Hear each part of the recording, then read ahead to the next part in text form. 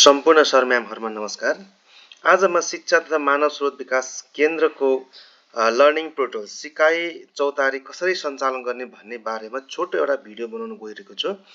यसको लागि सबभन्दा पहिला सर म्यामहरुले आफ्नो ल्यापटप वा डेस्कटप खोलेर त्यसको कुनै एउटा वेब ब्राउजरमा सर्चमा गएर लर्निङ LEARNING CEHRD.gov.np मा इन्टर गर्नुस्। हजुर यसरी इन्टर गरिसकेपछि यस्ता खालको एउटा यो फर्म आउँछ र यसमा सबभन्दा पहिला एज अ टिचरको रूपमा काम गर्दाखेरि एउटा एकाउन्ट चाहिँ क्रिएट गर्नुपर्छ सर म्यामहरु। क्रिएट एन एकाउन्ट गर्ने, यसमा सबै भर्ने आफ्नो मोबाइल नम्बरहरु जस्तै 9841374412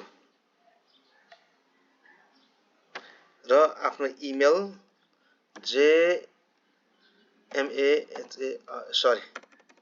पासवर्डको रूपमा कुनै एउटा पासवर्ड राख्नु। त्यो पासवर्ड चाहिँ उसको जुन स्याम्पल दिएको छ त्यसमा चाहिँ नम्बर हुनु पर्यो, कुनै एउटा स्पेशल क्यारेक्टर हुनु पर्यो अनि अल्फाबेटिकलमा एउटा चाहिँ क्यापिटल लेटर अनिवार्य हुनु पर्यो।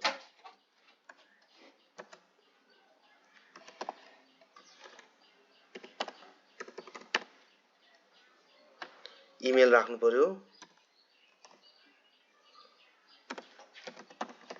jmoharjan@cdes.edu.np। यसमा चाहिँ आफ्नै इमेल राख्ने सर म्यामहरु। सेम त्यही कन्फर्मेसनको लागि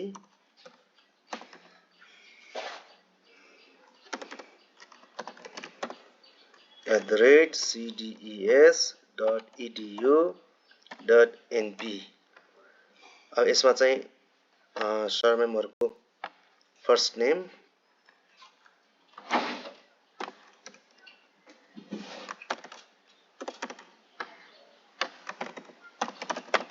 सिटी अथवा टाउनमा ललितपुर,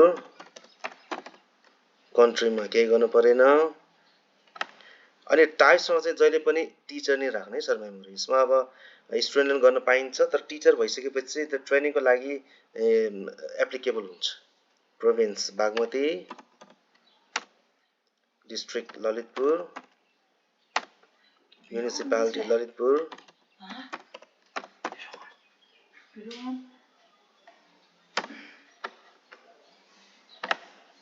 स्कुल प्रोफाइलमा आफ्नो स्कुलको नाम,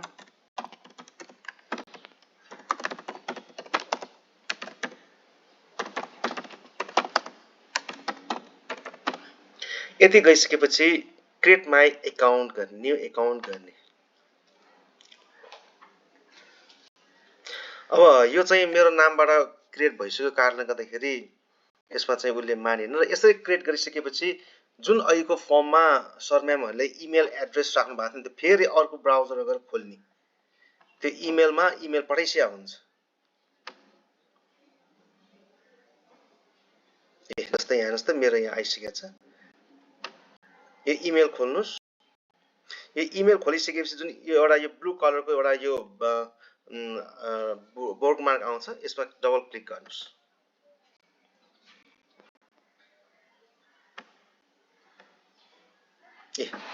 अब यसमा अघि दिएको पासवर्ड र युजर नेम राख्ने, लगइन गर्ने। अब हामीले चाहिँ यो ट्रेनिङमा LMS ट्रेनिङ गर्ने।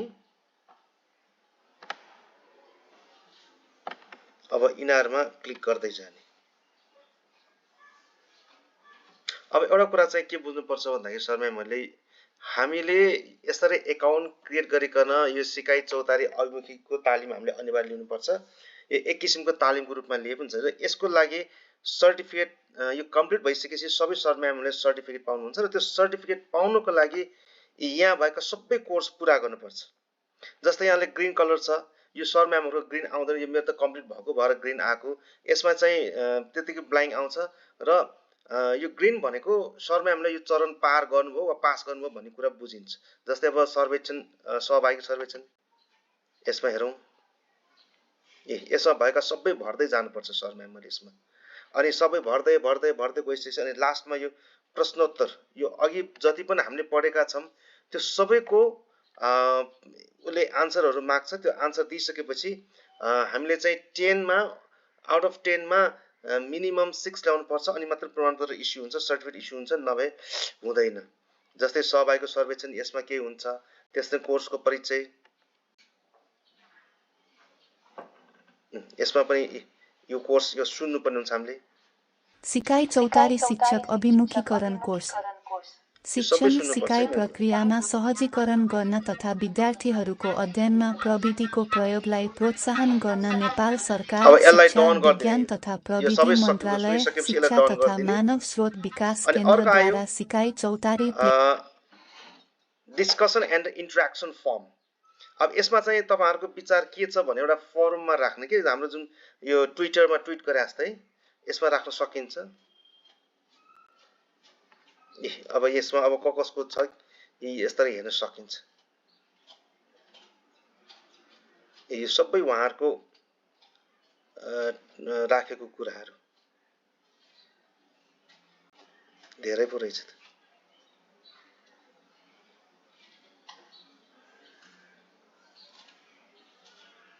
जस्तै मैले पनि राखेको थिएँ एउटा सजेसन्स भनेर।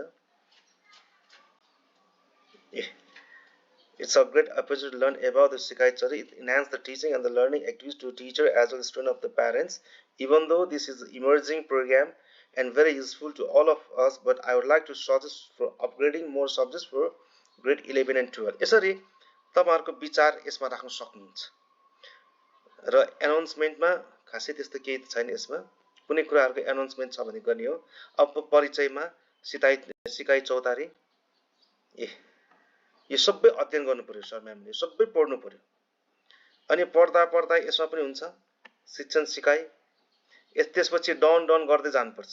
यो सब पढ्नु पर्यो। यिनीहरु पढेर यदि म्याम सर म्यामहरुले पढेर रिड अथवा डन गरिसकेपछि यहाँ अटोमेटिकली ग्रीनमा कलर चेन्ज हुन्छ र प्रश्नोत्तरमा उले के क्वेशनहरु सोध्छ।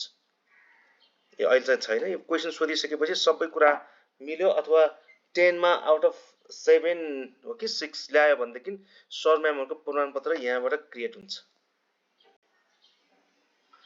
जस्तै मेरो प्रमाणपत्र